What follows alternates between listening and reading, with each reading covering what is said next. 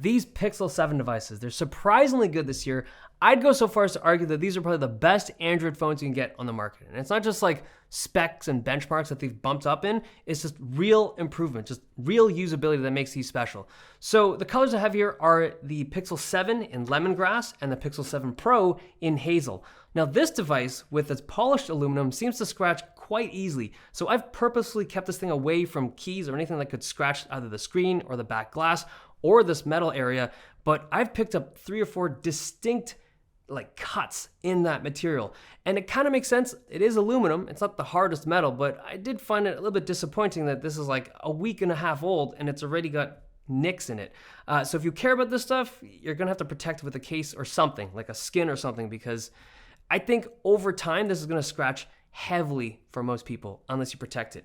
Now in terms of the sizing, the Pixel 7 is actually a little bit smaller this year than the Pixel 6 from last year.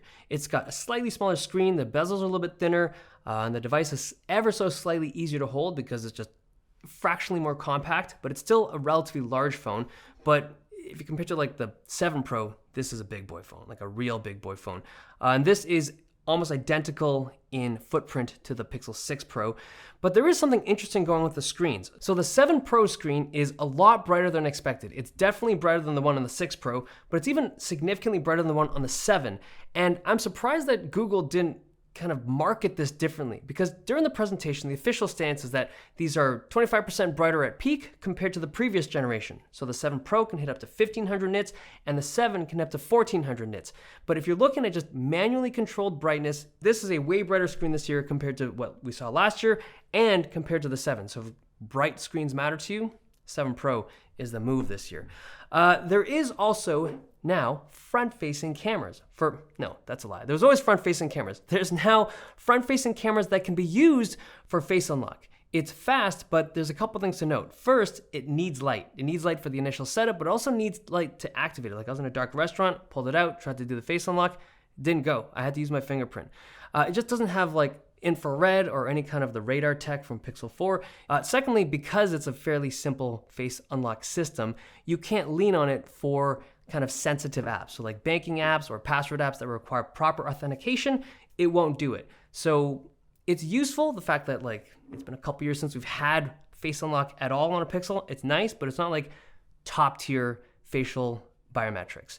Now in terms of the fingerprint sensor, last year's Pixel 6 devices had relatively slow unlock speeds. It wasn't like the worst thing out there, but if you compare it to the other flagships out there, it was on the slower side.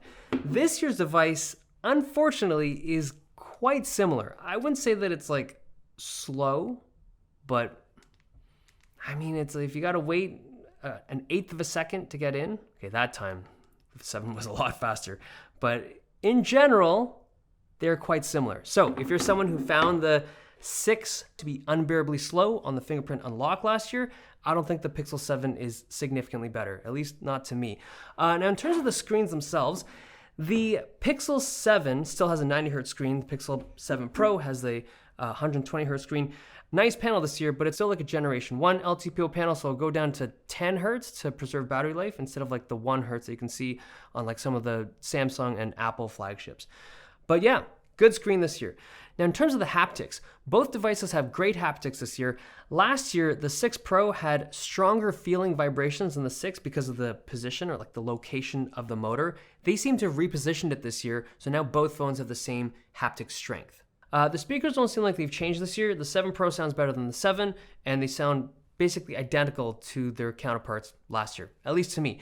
Now the camera systems. So this year, the 7 and 7 Pro both use the same main shooter as the 6 Pro from last year. The 7 gets the updated ultra-wide, the 7 Pro gets an ultra-wide as well as a 5x optical telephoto.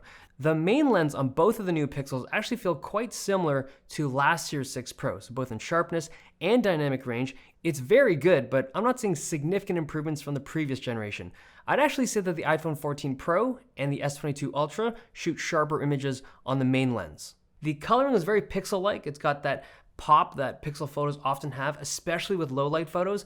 Pixel just does that amping up of colors. I think it looks nice, but it's not exactly what I would call natural per se, if that's what you're looking for. But low light shots are a lot faster this year. It really is double the speed in terms of capturing a night sight photo.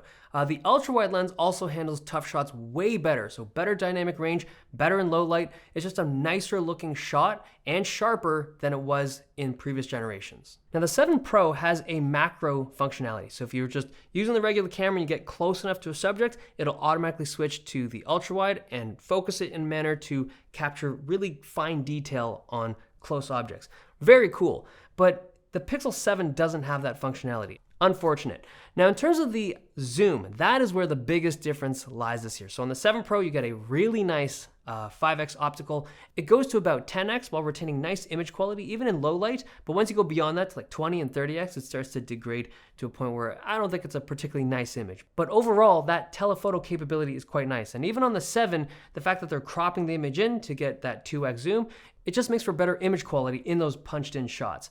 Now, in terms of video quality, it's really good this year. I don't feel like Pixels have had like excellent video quality over the years. It's definitely better this year. The stabilization is smooth with nice image quality, proper focusing.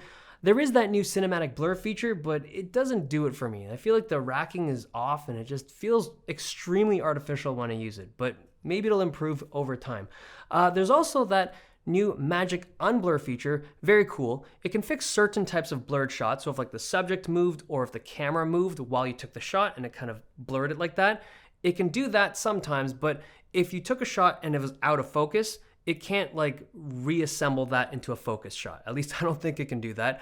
But it is one of the new features that the Tensor G2 chip allows the Pixel 7 devices to do that the Pixel 6 devices couldn't do. There's also this really cool clear calling feature that is very good. The bathroom is probably where I do my deepest and most creative thinking. The bathroom is probably where I do my deepest and most creative thinking. The bathroom is probably where I do my deepest and most creative thinking. It's noise suppression technology that uses their hardware and it works really well and it's unique to Pixel. And to me, this is the best part of what these Pixel phones can do this year. It's like strange how effective that is, right? And for someone that makes calls, like I make calls in fairly noisy environments quite often. Like sometimes I have to like do meetings with kids like screaming in the background. This is so useful. I like it a lot. And I think most people, if you make calls ever, will find use for that in some point. The assistive voice typing is still really cool, and call screening works reasonably well in Canada. It's not as good as it is in the States, but overall, the kind of unique Pixel features are just better this year because of that new chip.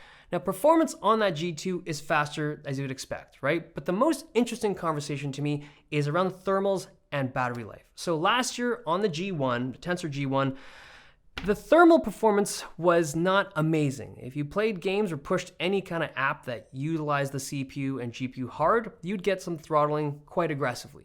This year, the G2 has noticeably better thermals. So if you throw it in Genshin, it's able to maintain max performance quite a bit longer than the G1. It's still made on Samsung's 5nm node, so it's not like the most efficient stuff out there, but it's definitely better. But battery life, unfortunately, has not gotten better, at least not from my testing. So I ran the same test as I did last year, and on the 7 Pro, I'm getting roughly the same kind of runtime as I did last year on the 6 Pro, but the 7 does seem to have slightly shorter battery life this year than the 6 from last year. But I think your mileage is gonna vary depending on how you use these phones. But I did try to keep the parameters the same between the devices this year and last year. Okay, so pricing real quickly. The thing that makes the Pixel devices special to me is really the price. To have a $900 flagship and a $600 kind of semi-flagship is just awesome. I feel like they have a fairly refined phone this year. They took what worked with the Pixel 6, kind of tuned some things, tightened up the camera system, tightened up the overall hardware, and just made it's just really good overall product. And you get the 5 years of support, so you get 3 years of software updates and another 2 years of security updates. I think it's just a really nice phone this year. I will leave this review off with like one thought. Something I just got to get off my chest, okay? So last year when I had the Pixel 6 devices, I really liked them on my review, and I used the Pixel 6, not the Pro, the Pixel 6 as my main phone, and it had issues. It had software issues that just kept creeping. They got worse and worse over time. Now, I don't know if it's just my unit. I do feel like there are some issues that were kind of widespread, and it's difficult as a reviewer to look at this hardware and be like, this is good, when I had weird stuff happening with units last year.